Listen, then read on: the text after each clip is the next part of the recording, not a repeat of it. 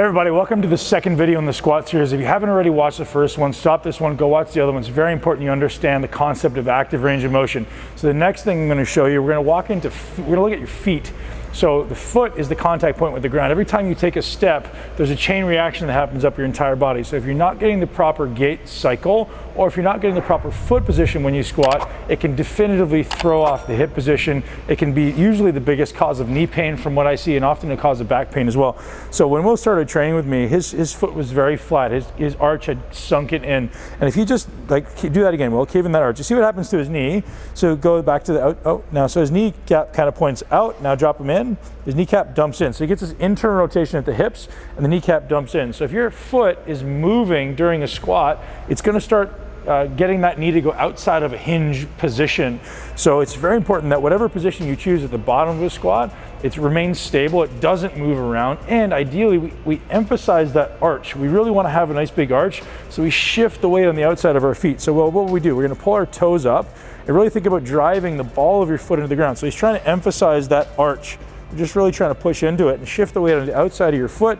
Good, so now that should be your starting position from the foot. So if that can, the reason being, we're gonna prevent you from coming into internal rotation in your hip. If you're internally rotating at your hip, what usually happens is your knees will cave in, the hips will lock, you'll get lock in the front of the hip flexor, and then your lower back will start to hurt either now or eventually.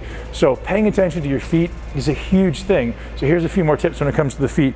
I like to pull my toes up really the whole time. I'm going to shift between 3 points of contact. So you've got the ball of the foot here, you've got the outside of the foot here, and you got the heel. So I'm really trying to have equal distribution between those 3 points. So if you're looking at my feet, if I just pull my toes up, it looks like I'm just going straight. And then if I make 3 equal contact points, it's almost like an external rotation that naturally happens at my hip joint. So that's a really important thing to acknowledge. We're going to see that externally rotated hip, and we're just going to sit between our feet. That's a really simple way. As long as your feet are maintaining that stable, strong posture, typically you'll have a much more enjoyable experience with less knee pain, less hip pain. So strong feet matters. If you're someone who has knee pain or hip pain or lower back pain, oftentimes the root cause is right there at the base of your body at the feet. So Will, show me what a squat looks like, pulling your toes up, going a little wider. Yep.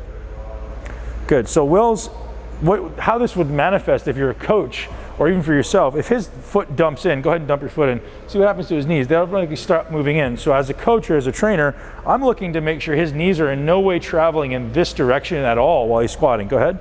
It's just literally meant to go up and down like a hinge. Do a few reps. So I'm just watching to see that little instability right there. If you look really closely, go ahead, do that again. If you look really closely, there's a wobble. See how it's wobbling right there? There's a little bit of a wobble. Now that's me being super picky, but that's what you're looking at. So that wobble is usually oftentimes a result of the foot being unstable and trying to dump in, or maybe it's the hip being unstable in some cases, but in this case, I know Will, it's his feet. So we're really gonna emphasize, especially in his warm-up sets, get really strong in your feet and try not to let those knees wobble, right? So by watching me do it, there's very little wobble. There's a little bit, there's very little wobble. So I know I have relatively strong feet because I intentionally train them literally every day, whether it be with yoga or when I'm walking. I'm very conscious of spreading my toes, getting strong foot musculature, and walking with a proper gait cycle to strengthen my feet. I spend a lot of time barefoot, so my feet are definitely not a weak link in the chain, and you should aim to make yours less weak, or at least a strength, or at best a strength, to prevent that knee and hip pain when you're squatting.